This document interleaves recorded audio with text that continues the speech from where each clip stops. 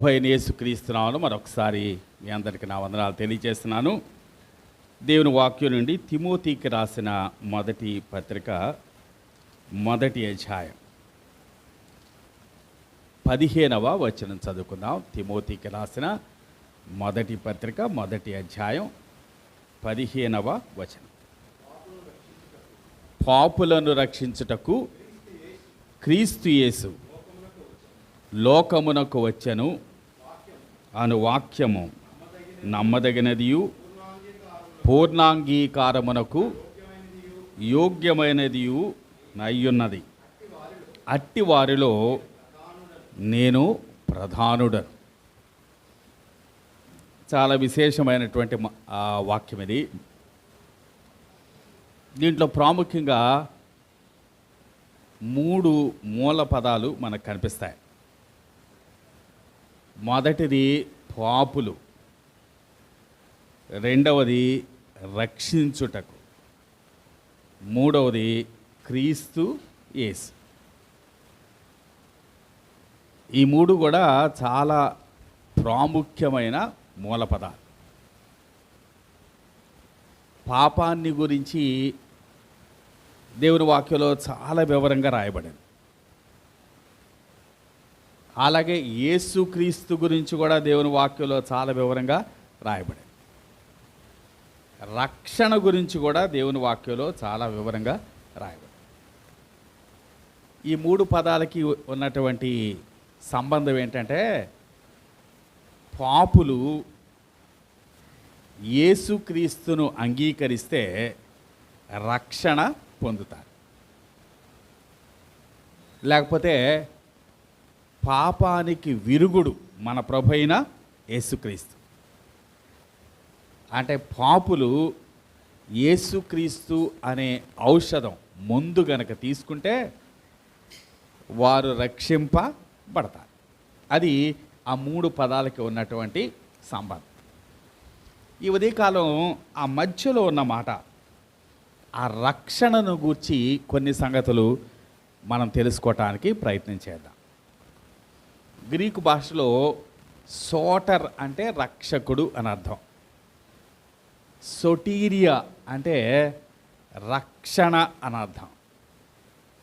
Logos అంటే శాస్త్రం అని అర్థం. సొటీరియాలజీ అంటే దాన్ని రక్షణ శాస్త్రం అంటారు. రక్షణ శాస్త్రం అంటే ఏమి లేదు, రక్షణ అంటే ఏంటి అని దేవుని వాక్య ఆధారంగా చెప్పేటువంటి బోధనే మనం రక్షణ శాస్త్రం అంటాం.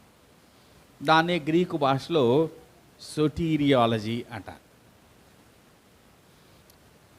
పాత నిబంధన హెబ్రీ బైబిల్ని గ్రీకులోకి తర్జుమా చేశారు. దాన్ని సెప్టాగెంట్ వర్షన్ అంటారు. దాంట్లో ఈ సొటీరియా అనే మాట చాలా చోట్ల కనిపిస్తుంది. సాధారణంగా ఎలా కనిపిస్తుంది అంటే, మామూలుగా మన వాడుక భాషలో రక్షణ అనే మాట ఎప్పుడు ఉపయోగిస్తాం చెప్పండి? ఎప్పుడు ఉపయోగిస్తాం సాధారణంగా? ఎవరన్నా చెరువులో మునిగిపోతామన్నారు అనుకోండి, జుట్టు పట్టుకొని బయటికి లాగటాన్ని ఏమంటాం మనం? రక్షించటం అంటాం కదా. ప్రమాదంలో పడిపోయిన వాడిని పట్టుకొని లేపటాన్ని ఏమంటాం? మనం రక్షించటం అంటాం. అలాంటి అర్థంతో రాయబడింది. క్రొత్త నిబంధనలో మాత్రం అది ఇంకా ఎక్కువ విశాలమైన అర్థంతో రాయబడింది. అంటే ఒక వ్యక్తి నిత్యత్వానికి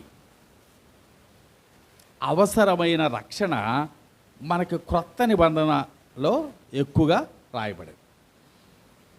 అంటే దీన్ని మరికొన్ని పదాల్లో కూడా దీన్ని మనం వర్ణించవచ్చు. విమోచన అన్నా కూడా రక్షణ అని అర్థం. విడుదల అన్నా కూడా రక్షణ అని అర్థం. అలాగే విముక్తి అన్నా కూడా రక్షణ అనే అర్థం. అంటే ఒక వ్యక్తి పాపము నుండి విడుదల పొందటాన్ని మనం రక్షణ అంటాం. సరే, మంచిది. ఆ రక్షణ గురించి కొన్ని సంగతులు మనం ఉదయకాలం తెలుసుకుందాం అనుకున్నాం కదా. మొట్టమొదట ఒక మనిషికి రక్షణ యొక్క అవసరత ఎందుకు వచ్చింది? What is the need of salvation?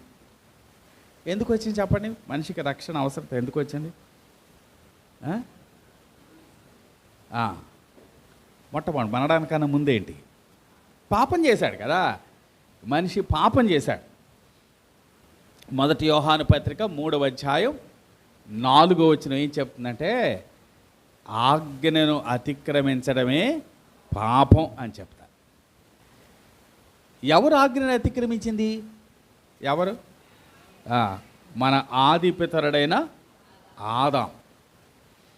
ఆయన ఆజ్ఞను అతిక్రమించాడు, పాపం వచ్చింది ఈ లోకంలోనికి. అది ఇంకా మిగిలిన వాళ్ళందరికి కూడా అది వ్యాప్తి చెందింది కదా. రోమీలకు రాసిన పత్రిక 5వ అధ్యాయం 12వ వచనం. రోమీలకు రాసిన పత్రిక 5వ అధ్యాయం 12వ వచనం. ఇట్లుండగా ఒక మనుష్యుని ద్వారా పాపమును, పాపము ద్వారా మరణమును లోకములో ఎలాగూ ప్రవేశించనో అలాగుననే మనుషులందరూ పాపము చేసినందున మరణము అందరికీ సంప్రాప్తము. ఒక మనుష్యుని ద్వారా పాపం, పాపం ద్వారా మరణం ఎంతమందికి వచ్చిందట? అందరికి వచ్చిందట. ఆదాము సంతానం అంతటికి కూడా పాపం వచ్చింది, మరణం వచ్చింది. మరణం అంటే ఎందుకు వచ్చింది? రోమీలకు రాసిన పత్రిక 6వ అధ్యాయం 23వ వచనం. ఏలయనగా పాపమునకు వచ్చు జీతము మరణం. చాలు, పాపానికి జీతం ఏంటట? మరణమట. కాబట్టి ఒక మనుష్యుడు ఆజ్ఞని అతిక్రమించడం వల్ల మనుషులందరికీ పాపం వచ్చింది. పాపం నుండి మరణం మనుషులందరికీ సంప్రాప్తం అయి. కాబట్టి మనుషులకి రక్షణ అవసరమైంది. కాబట్టి రక్షణ అవసరం ఎందుకైందంటే పాపాన్ని బట్టే కదా. సరే, మంచిది. మరి మనకి రక్షణ అవసరం, మళ్ళీ మనం రక్షించుకోగలమా? మళ్ళీ మనం రక్షించుకోగలమా? సాధారణంగా ఎవరైనా ఓ మునిగిపోయే వ్యక్తి మొదట ఏం చేస్తాడు చెప్పండి? తనకు తాను బయటికి రావాలని ప్రయత్నం చేస్తాడు. అది ఎంత లోతైన గుంట అయినా కానీ ఎలాగోలా బయటికి రావాలని ప్రయత్నం చేస్తాడు.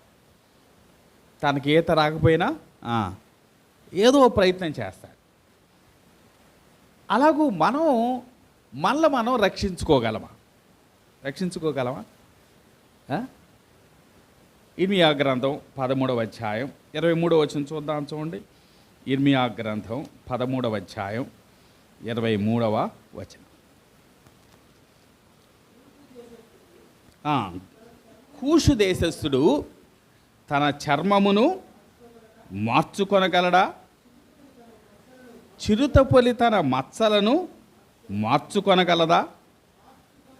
మార్చుకొనగలిగిన యెడల కీడు చేయుటకు అలవాటు పడిన మీరును మేలు చేయ వెళ్ళపడును. కూషు దేశస్థుడు అంటే ఎవరు చెప్పండి? కూషు దేశం అంటే ఆఫ్రికా. ఎలా ఉంటారు ఆఫ్రికా దేశస్థులు? నల్లగా ఉంటారు కదా. కూషు దేశస్థుడు తన చర్మాన్ని మార్చుకోగలడా? లేదు కదా. అలాగే చిరుతపలి తన మచ్చలు మార్చుకోగలదా? మార్చుకోలేదు. అవి గనక జరిగితే కీడు చేయటానికి అలవాటు పడిన మానవుడు కూడా మేలు చేయటానికి అలవాటు చేసుకోవాలి. అవి సాధ్యం కాదు కాబట్టి ఇవి కూడా సాధ్యం కాదు. కాబట్టి ఏ మానవుడు తన్ను తాను రక్షించుకోలేడు. లేకపోతే ఇంకొకరైనా ఎవరైనా రక్షించగలరా మనల్ని? మన తోటి మానవుడు ఎవరైనా రక్షించగలరా?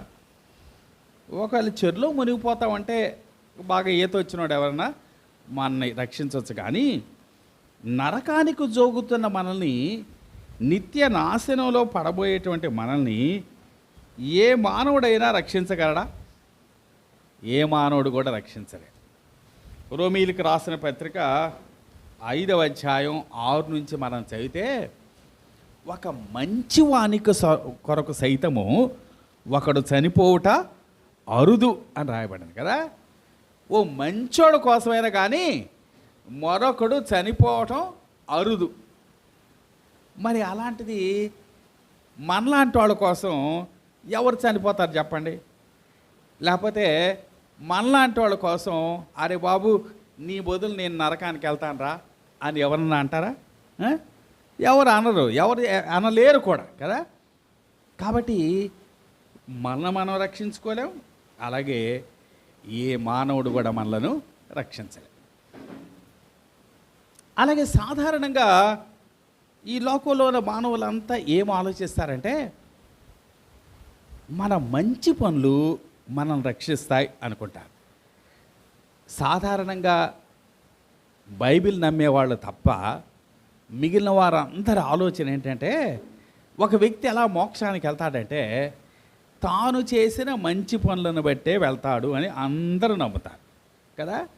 తమ క్రియలను బట్టి నమ్ముతారు, తమ క్రియలను బట్టి మోక్షానికి వెళ్తారు అని నమ్ముతారు.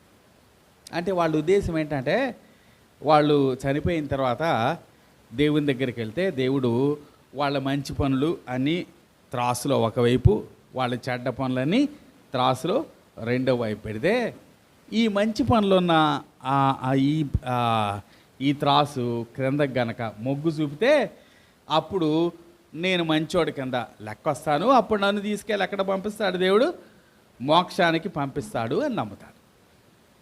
బైబిల్ తప్ప మిగిలిన వాటిని నమ్మేవాళ్ళు అందరూ కూడా అదే ఆలోచనలో ఉంటారు.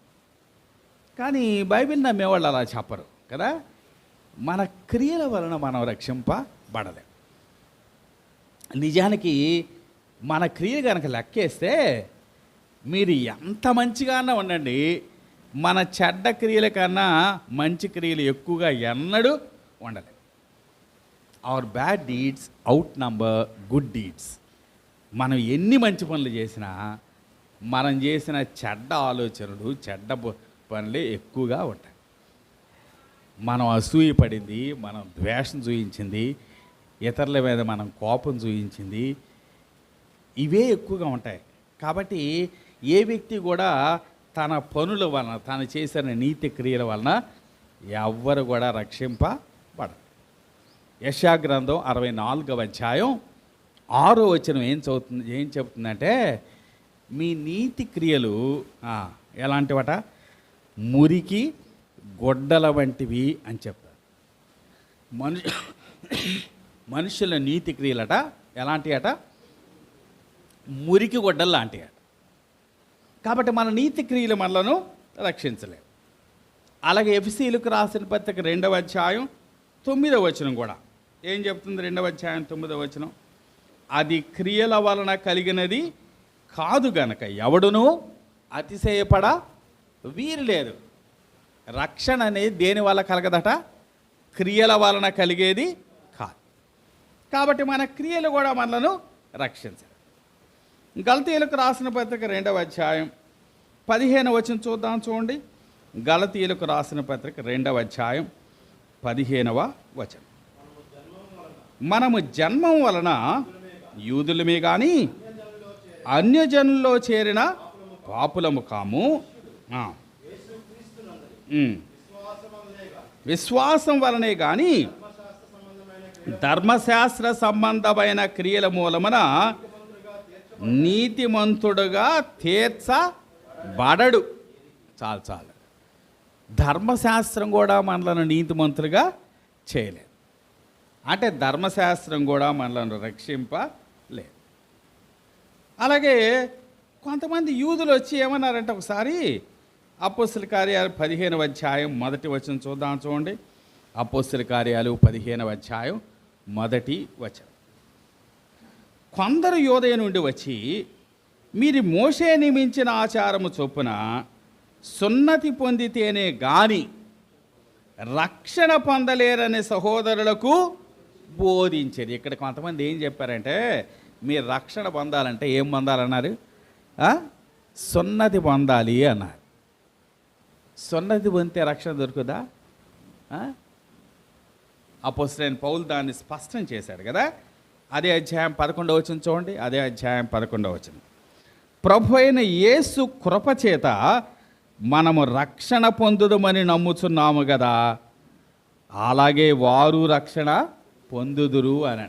యూదులైనా లేకపోతే అన్యులైనా రక్షణ పొందాలంటే ఎలాగట? ప్రభు అయిన యేసు కృపచేతనే కానీ నువ్వు సున్నతి పొందినంత మాత్రాన రక్షణ పొందాలి. కాబట్టి దీన్ని బట్టి మనకేమర్థమైంది? మనుష్యునికి రక్షణ అవసరం. అలాగే మనిషి తన్ను తాను రక్షించుకోలేడు. అంత మాత్రమే కాదు, మరొక మనిషిని రక్షింపలేడు. అలాగే మన క్రియలు మనలను రక్షింపలేవు. యూదుడుగా పుట్టటం లేకపోతే ఒక సున్నతి పొందటం మనలను రక్షింపలేదు. లేకపోతే ధర్మశాస్త్రం కూడా మనల్ని రక్షింపలేదు. మరి రక్షింపబడటానికి ఇవేవి కూడా పనిచేయవు అని మనకు అర్థం. కాబట్టి మనిషికి ఓ రక్షణ అవసరం. కానీ సాధారణంగా మనుషుల ఆలోచనలు ఎలా ఉంటాయంటే, నేను పాపిని కాదు అనుకుంటాడు ప్రతి మనిషి. అంటే ప్రతి మనిషి ఉద్దేశం ఏంటంటే, నేను మిగిలిన వాళ్ళకన్నా నేను చాలా మంచివాడిని, నేను చాలా విశాలమైన హృదయం కలిగిన వాడిని, మా ప్రక్కింటోడు చాలా కుళ్ళిపోతాడు, మా ఎదురింటోడు చాలా పిసినోడు కదా, మా వెనకింటోడు చాలా గర్విష్టి, కానీ నేను మాత్రం చాలా విశాలమైన హృదయం కలిగిన వాడిని. కాబట్టి నేను పాపిని కాదు. ఎవరైనా నీవు పాపివి అంటే నేను నమ్మను, నేను మంచివాడిని, కాబట్టి నాకు రక్షణ అవసరం లేదు. అలాగే మరొక ఆలోచన ఏంటంటే, సరే అప్పుడప్పుడు నాలో కొద్దిగా పాపం ఉంది, అర్థమవుతుందిగా మనకు కూడా అప్పుడప్పుడు కదా, మన మనసులో వచ్చే ఆలోచనలు ఒకసారి మనకు కూడా అర్థం అవుతుంది. మన కుళ్ళు ఎంత ఉందో, మనకి ద్వేషం ఎంత ఉందో, మనకు అసూయ ఎంత ఉందో మనకు కూడా అర్థం అవుతుంది కదా.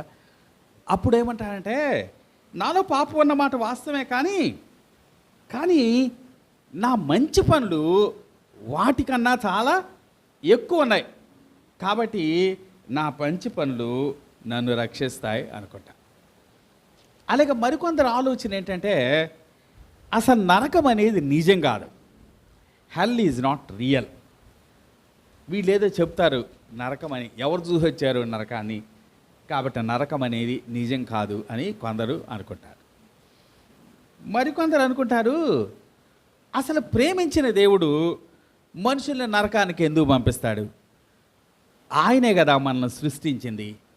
ఇప్పుడే అన్న చెప్పాడు కదా, ఆయన మన కోసం ఎన్ని సృష్టించాడు, ఎంత ప్రేమగా మనల్ని సృజించినోడు నరకానికి ఎలా పంపుతాడు? ఇది కొందరి యొక్క ఆలోచన కదా. ఏ తల్లిదండ్రి తమ ఇష్టంగా కనుక్కున్న పిల్లల్ని వాళ్ళని బాధ పెట్టరు కదా. అలాగే దేవుడు కూడా మనల్ని ఆయనే కలుగు చేశాడు, మనల్ని ఎందుకు నరకానికి పంపుతాడు అని కొందరి ఆలోచన.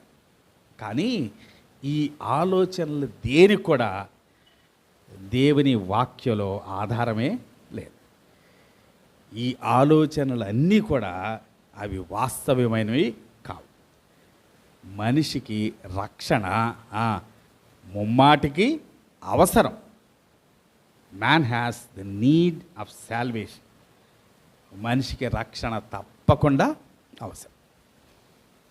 మంచిది. మరి మనిషిని రక్షించాలంటే ఇందాక చెప్పుకున్నాం, మనకు మనం రక్షించబడలేమని, ఇంకెవరు రక్షించలేరని, ఇవన్నీ చెప్పుకున్నాం కదా. కాబట్టి మనం రక్షింపబడాలంటే ఎవరు చొరవ తీసుకోవాలా?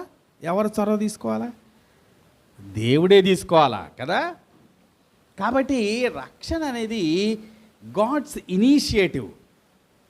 ఆయన చొరవ తీసుకున్నాడు కాబట్టే మనం రక్షింపబడుతున్నాం, కానీ మన వల్ల అయింది కాదు, మన ప్రక్క వాళ్ళ వల్ల అయ్యింది కూడా కాదు.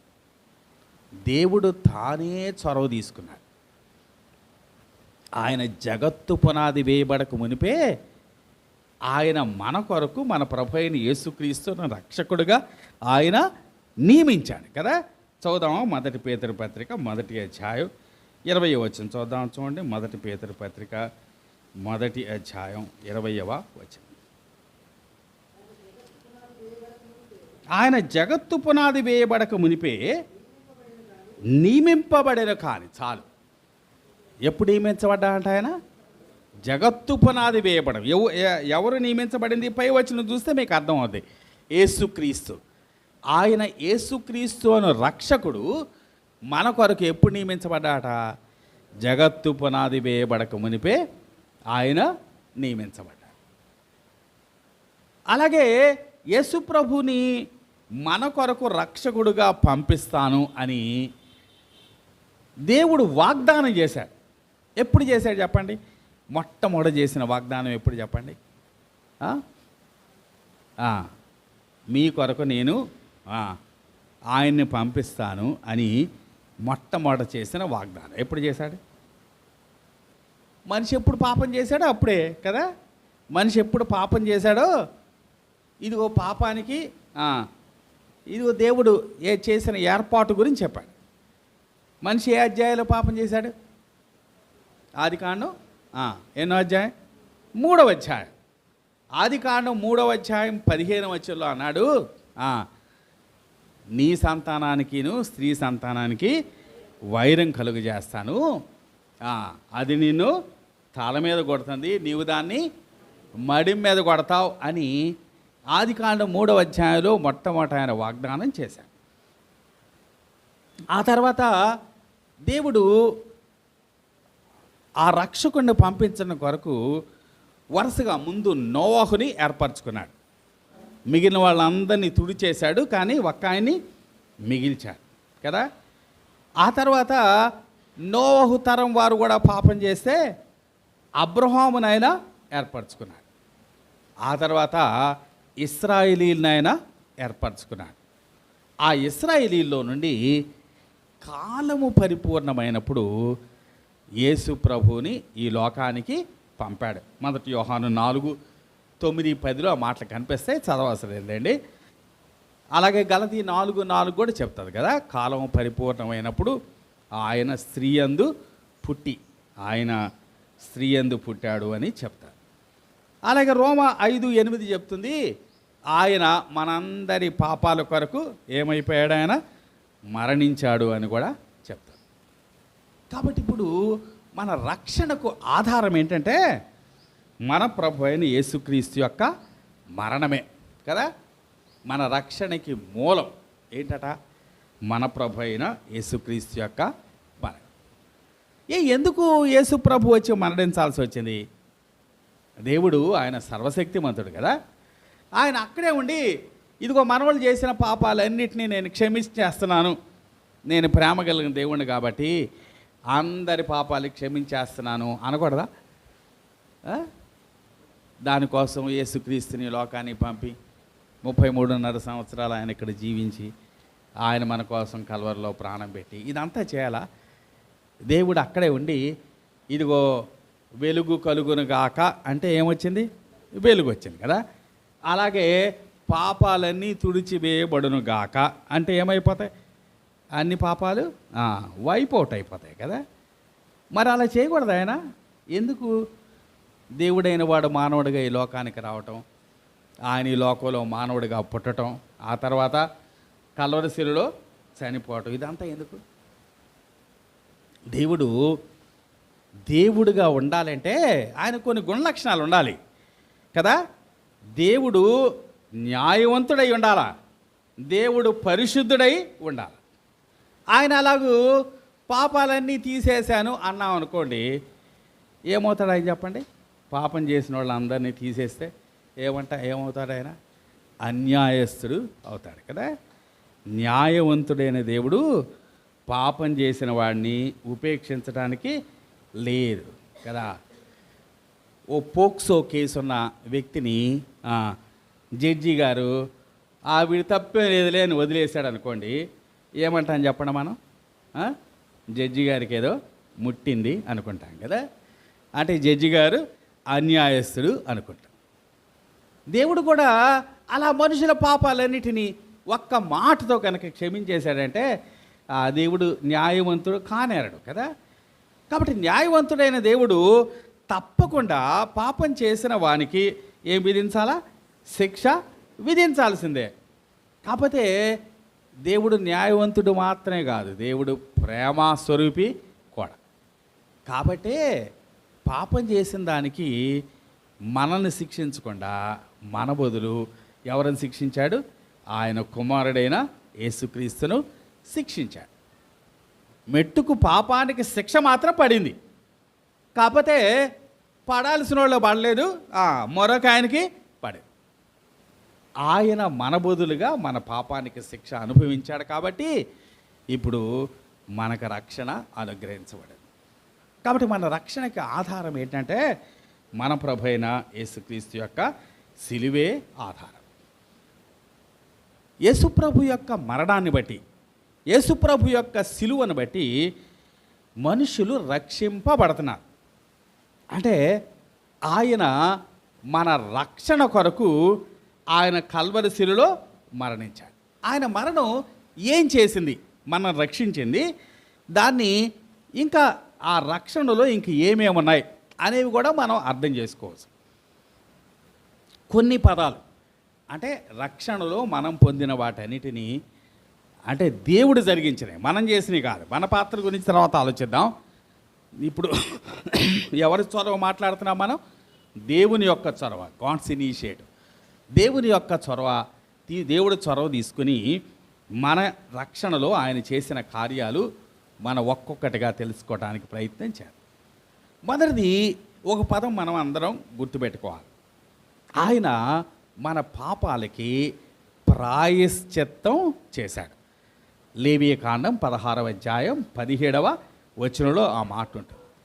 ఏం చేశాడు? ఆయన ప్రాయశ్చిత్తం చేశాడు. దాన్ని ఇంగ్లీష్లో ఎటోన్మెంట్ అంటారు. ఎటోన్మెంటే చేశాడు. ప్రాయశ్చిత్తం అంటే అర్థం ఏంటి? ఏం చెప్పండి ప్రాయశ్చిత్తం అంటే అర్థం? మీకేం అర్థమైంది ప్రాయశ్చిత్తం అంటే? ఓ లారీ వచ్చి అకస్మాత్తుగా ఒక బండి నడుపుతున్న వాడిని గుద్దేశాడు. బండి నడిపేవాడు కింద పడ్డాడు. కింద పడితే కాలు విరిగింది. లారీ వాడు వచ్చి, అరే బాబు సారీ, నీ కాలు బాగోటానికి ఖర్చు అంతా నేను పెట్టుకుంటాను అన్నాడు. తీసుకొని వెళ్ళి హాస్పిటల్లో చేర్చాడు. హాస్పిటల్లో డాక్టర్ గారు ఆపరేషన్ చేశాడు. ఆపరేషన్తో పాటు అన్ని ట్రీట్మెంట్ ఖర్చులన్నీ కట్టాడు. మొత్తం ఏదో 1,00,000 రూపాయలు డబ్బులైనాయి. 1,00,000 రూపాయలు కట్టేశాడు లారీ వాడు. అంటే సరిపోద్దాక 1,00,000 రూపాయలు కడితే? కాలు ఇరిగిన దానికి వైద్యం ఖర్చులు పెట్టుకున్నాడు, కానీ నొప్పి ఎవడ భరిస్తారు కదా. ఆ తర్వాత ఆపరేషన్ చేసినప్పుడు సైడ్ ఎఫెక్ట్స్ అన్ని ఎవరు భరిస్తున్నారు? లారీవాడు అని భరిస్తున్నాడా? తర్వాత సరే గాయం మానిన తర్వాత అన్నా వీడు అంతకుముందులాగా నడవగలడా కదా. కాబట్టి వాడు ఏదో నీ వైద్యానికి ఖర్చులు పెట్టుకున్నంత మాత్రాన తాను చేసిన తప్పుకి పూర్తిగా పరిహారం చెల్లించినట్టు కాదు. అంటే తప్పు చేసిన ప్రతి ఒక్కడు ఎవరి యెడల తప్పు చేశామో అతన్ని తృప్తిపరచాలా, అతన్ని అప్పీజ్ చేయాలా. అంటే తాను చేసిన తప్పుకి ఏదో ఒక రీతిగా పరిహారం చెల్లించాలి. దాన్ని ఏమంటామంటే ప్రాయశ్చిత్తం, లేకపోతే ఎటోన్మెంట్ అంటాం. అంటే నేను ఎవరి యెడల అయితే తప్పు చేశానో, ఇప్పుడు మనం తప్పు చేసింది ఎవరి యెడల? ఎవరి ఆజ్ఞను అతిక్రమించింది? మనం దేవుని ఆజ్ఞను అతిక్రమించాం కదా. తప్పు చేసింది దేవుని యెడల. కాబట్టి దేవుణ్ణి ఎలాగోలా మనం సంతోషపెట్టాలా, అంటే దేవుని ఎలాగోలా తృప్తిపరచాలా. ఆయన పొందిన నష్టానికి మనం ఏదో ఒకటి చేయాలి. ఆ పని మన ప్రభు అయిన యేసుక్రీస్తు చేశాడు. ఆయన మన కొరకు చేసిన దాన్ని ప్రాయశ్చిత్తం అంటాం. పాత నిబంధనలో వాళ్ళ పాపానికి ప్రాయశ్చిత్తంగా ఏదో గొర్రెలు మేకల్ని వాళ్ళు వధించేవాళ్ళు. అవి సంపూర్ణ సిద్ధి కలుగు చేయలేదు. మనుషులందరి పాపాల కొరకై మన ప్రభు అయిన యేసుక్రీస్తు లోకంలో వచ్చి ఆయన కలువరిలో మరణించి మనందరికీ ప్రాయశ్చిత్తాన్ని కలుగ చేశారు. క్రొత్త నిబంధనలో ఈ ప్రాయశ్చిత్తం అనే దాన్ని ఆ పదం కన్నా కూడా మరో పదం ఎక్కువగా ఉపయోగించబడేది, పరిహారం. ప్రాయశ్చిత్తం అన్నా పరిహారం అన్నా దాదాపుగా ఒకటే. ఆ పరిహారాన్ని ఇంగ్లీష్లో ప్రొపీషియేషన్ అంటారు. ఈ పదాలు కూడా గుర్తుపెట్టుకోవాలి. కాస్త ఇంగ్లీష్ వచ్చిన వాళ్ళందరూ తప్పకుండా ఈ పదాలు గుర్తుపెట్టుకోవాలి. ప్రాయశ్చిత్తాన్ని ఇంగ్లీష్లో ఏమన్నాం మనం? అటోన్మెంట్ అన్నాం కదా. పరిహారాన్ని ఇంగ్లీష్లో ఏమన్నాం? ప్రొపీషియేషన్ అన్నాం కదా. ఈ రెండు కూడా దాదాపుగా సమానమే. కాబట్టి మనకి పరిహారం ఆయన చెల్లించాడు, మన పాపానికి రావాల్సిన పరిహారం. ఈ మాట క్రొత్త నిబంధనలో వేరు పదాలతో చెప్పబడింది. రోమీలకు రాసిన పత్రిక 3వ అధ్యాయం 25వ వచనంలో ఏమన్నాడంటే కరుణాధారం అన్నాడు. రోమా 3:25లో ఏమన్నాడు? కరుణాధారం అన్నాడు. అలాగే 1 యోహాను 2:2లో అన్నాడు శాంతికరం అన్నాడు. చదువుదాం లేకుండా 1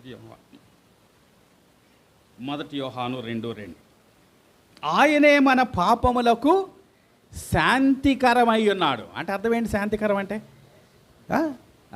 ఏం చేయాలి? నాకేమనుకున్నాం? ఎవరికి దాన్ని నష్టం చేశామో వాళ్ళకి శాంతి చేయాలి మనం కదా. అంటే వాళ్ళని తృప్తిపరచాలా, వాళ్ళని ప్లీజ్ చేయాలా. ఈయన ఏమయ్యాడట? శాంతికరం అయ్యాడట. 4వ అధ్యాయం 10వ వచనం కూడా చూద్దాం. 4వ అధ్యాయం 10వ వచనం, మనము దేవుని ప్రేమించితమని కాదు, తానే మనల్ని ప్రేమించి మన పాపములకు ప్రాయశ్చిత్తమైండుటకు తన కుమారుని పంపాడు. ఇక్కడ ప్రాయశ్చిత్తం అనే మాట ఉపయోగించాడు. ఓ చోట కరుణాధారం అన్నాడు, ఓ చోట శాంతికరం అన్నాడు, ఓ చోట ప్రాయశ్చిత్తం అన్నాడు. దీన్నే మనం ప్రొపీషియేషన్ అని కూడా అంటాం. కాబట్టి యేసు ప్రభు మన కొరకు మరణించడం వల్ల ఆయన చేసిన పని ఏంటంటే ఆయన మనకి ప్రాయశ్చిత్తం చేశాడు. కాబట్టి ఇప్పుడు 2 పదాలు మనం నేర్చుకున్నాం కదా. ప్రాయశ్చిత్తాన్ని ఇంగ్లీష్లో ఏమంటాం మనం? అటోన్మెంట్ అంటాం. పరిహారాన్ని ఇంగ్లీష్లో ఏమంటాం? ప్రొపీషియేషన్ అంట. అలాగే యేసుప్రభు మరణం వల్ల మనం కలిగిన మరొక మేలు ఏంటంటే మనం దేవునితో సమాధానపరచబడ్డాం. దేవుని ఆజ్ఞని అతిక్రమించాం కాబట్టి దేవునికి మనం ఏమైపోయాం? మనం శత్రువులం అయిపోయాం కదా. దేవునికి మనం శత్రువులం అయిపోయాం. ఇప్పుడు శత్రువులం అయిపోయిన వాళ్ళము ఇప్పుడు దేవునికి మనం కలుసుకోవాలి కదా. అంటే దేవునితో ఏం కావాలి? మనకి సమాధానం కావాలి. దాన్ని ఏమంటారంటే సమాధానపరచబడుట అంటారు.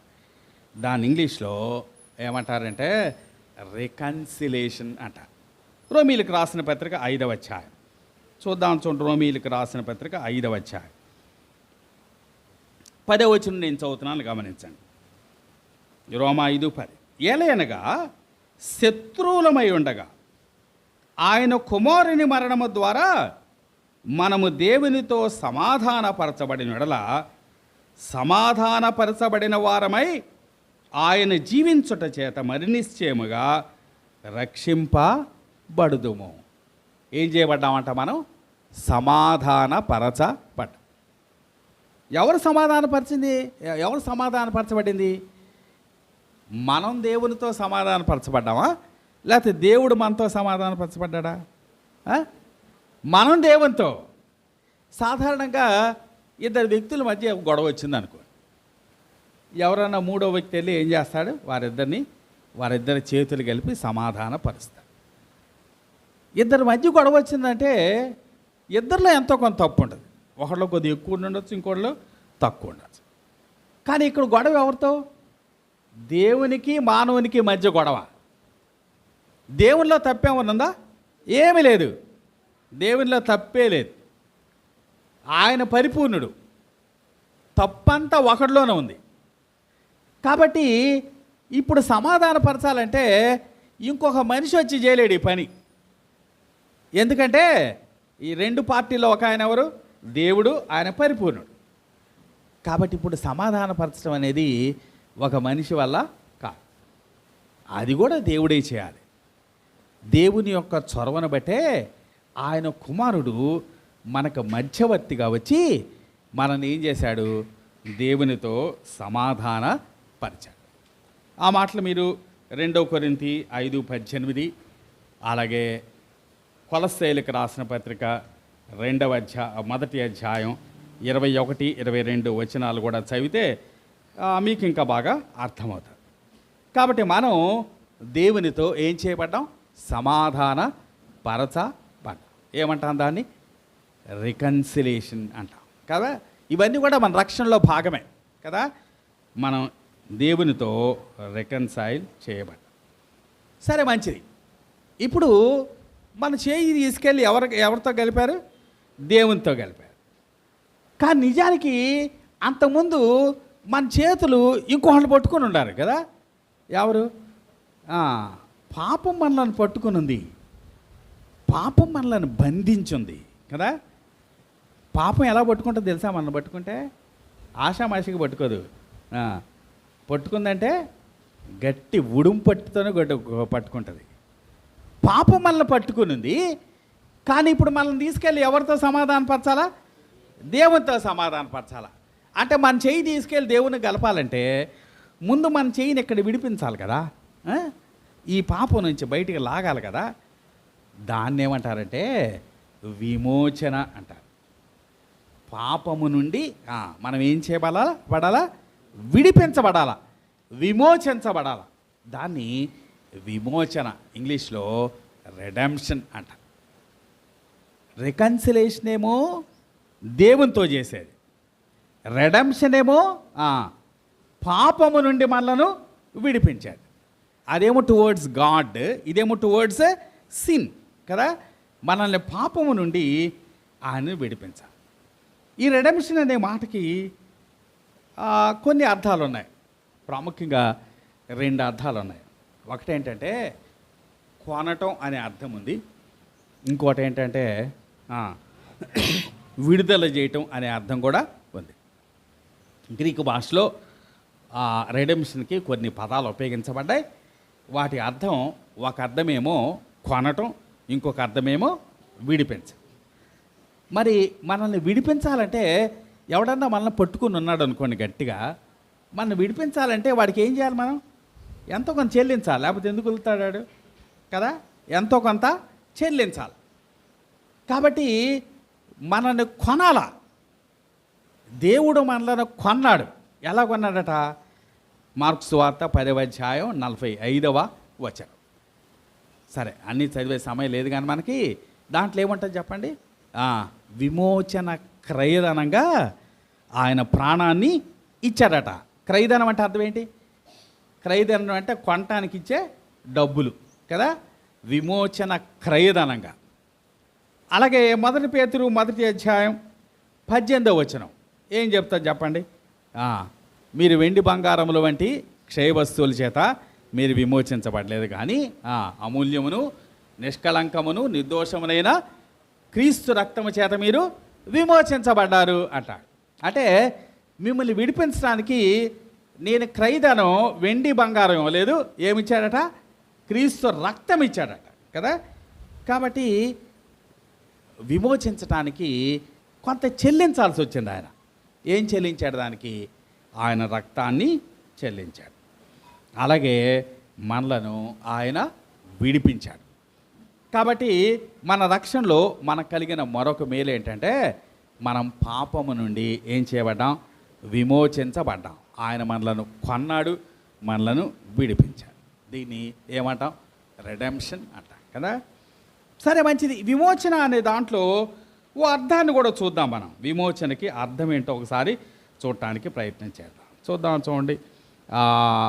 కొలస్సీయులకు రాసిన పత్రిక 1వ అధ్యాయం, కొలస్సీయులకు రాసిన పత్రిక 1వ అధ్యాయం 24వ వచనం.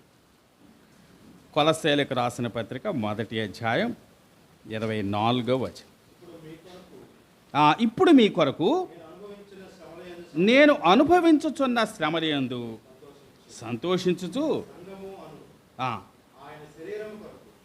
అయ్యా ఒక్క నిమిషం ఒక్క నిమిషం 14వ వచనం క్షమించండి. కొలస్సై 1:14. ఆ కుమారుని యందు మనకు విమోచనము అనగా పాపక్షమాపణ కలుగుచు. విమోచన అనగా అనగా అంటే అర్థం ఏంటి?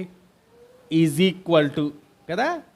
విమోచన ఈజ్ ఈక్వల్ టు ఏంటట? పాప క్షమ.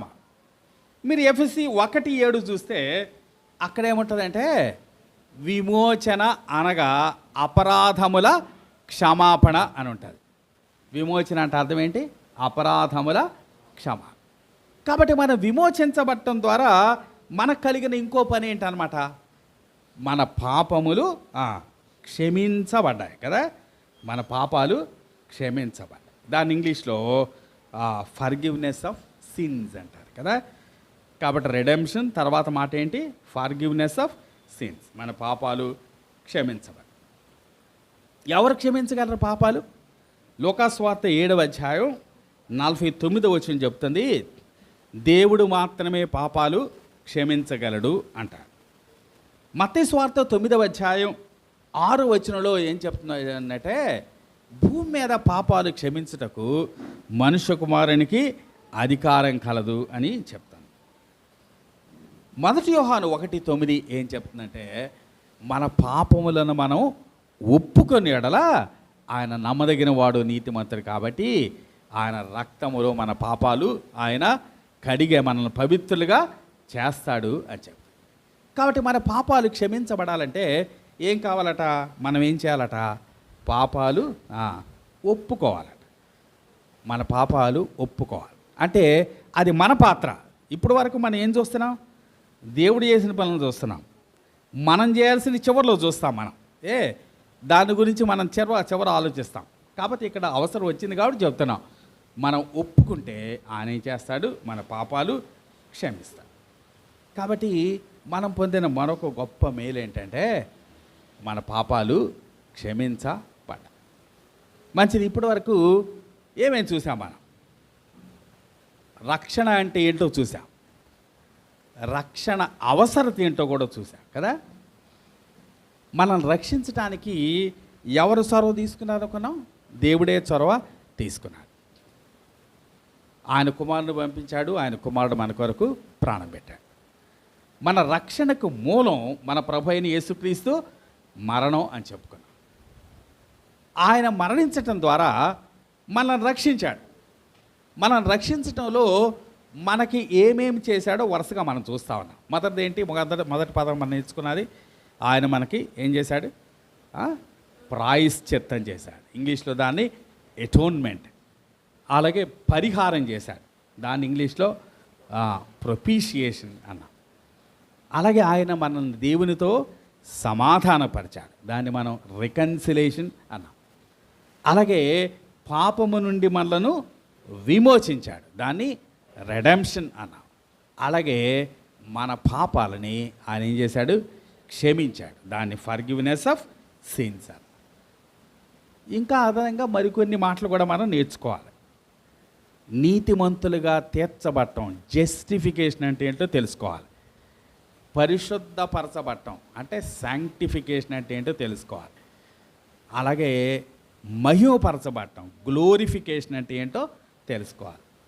అలాగే